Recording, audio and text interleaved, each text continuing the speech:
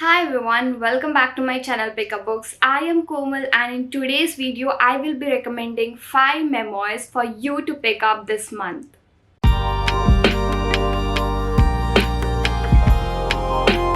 The first book that I want to recommend is Born a Crime by Trevor Noah.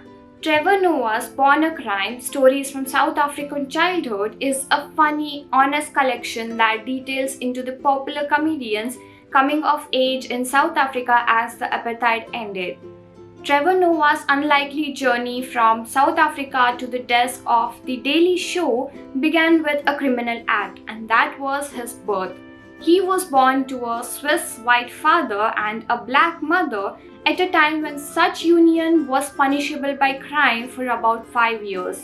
Trevor was mostly kept indoors for the earliest part of his life, bound by the extreme measures his mother took to hide him from the government, who would at any moment steal him away. Throughout these experiences, Noah was anchored by his mother, Patricia, whose aspirations for her son guaranteed that one day he would be able to rise from his meager beginnings.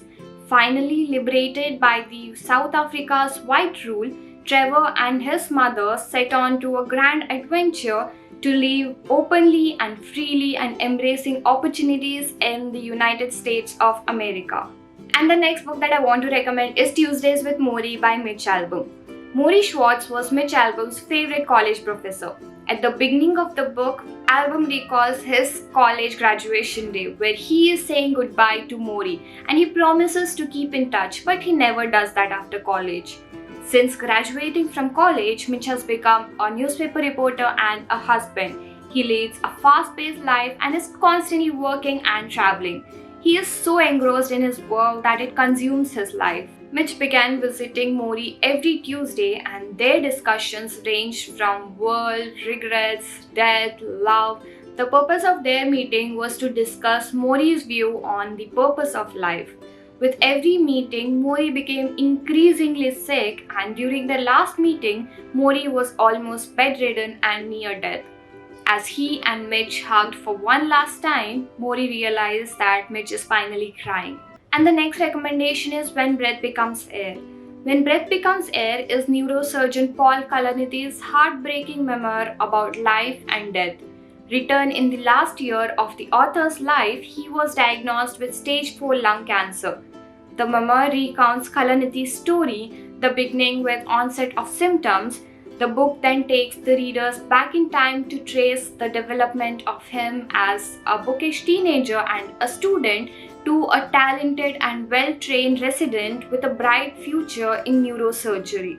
Kalanithi's cancer diagnosis derailed his career, but it gave him time to write this memoir. This memoir circles on life, death, and what it means to be human when an illness is altering one's identity. The interplay between life and death is the most important theme of this book.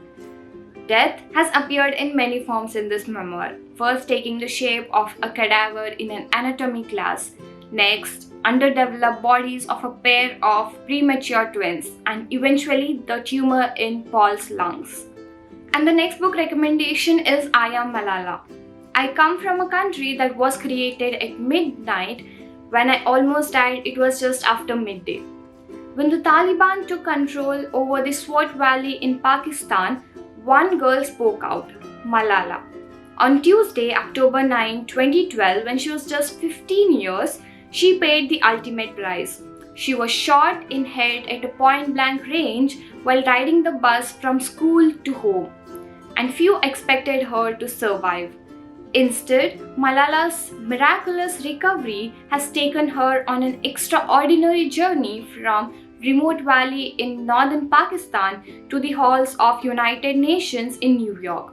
At 16, she became global symbol for peaceful protest and the youngest nominee ever for Nobel Peace Prize. I Am Malala is a remarkable tale of a family uprooted by global terrorism, of the fight for girls' education, of a father who himself owns a school, encourages his daughter to attend school, of brave parents who has fierce love for their daughter in a society which prizes son. it will make you believe in the power of one person's voice to inspire change in the world. And the last book in memoir recommendation is Eat, Pray, Love by Elizabeth Gilbert. Eat, Pray, Love is a story of a woman who tries to heal herself from depression after her unsuccessful marriage. After she decides to end her marriage, Elizabeth Gilbert makes plans to visit Italy, India, and Indonesia. At first, she visits Italy in search of worldly pleasures, India to find and devote to God, and Indonesia to find balance between worldly pleasures and the devotion to God. And finally, she realizes how to conquer her fears and her depression. The writer has chosen this book, Eat, Pray, Love, to motivate people to keep fighting for their independence and happiness. Elizabeth left her luxurious life to find her peace and happiness. She inspires people to always have positive thinking, and by reading this book, you will be able to deal your problems with confidence and patience. This book is also fun to read because it is taken from real life examples and it is written in a very simple language. That's it for today's video. I hope you guys enjoyed watching this video. If you did, don't forget to leave a like, share it with your friends, and subscribe to my channel for more recommendation. Also, let me know which is your favorite memoir in the comments down below. I will see you again next time. Until then, take care and bye-bye.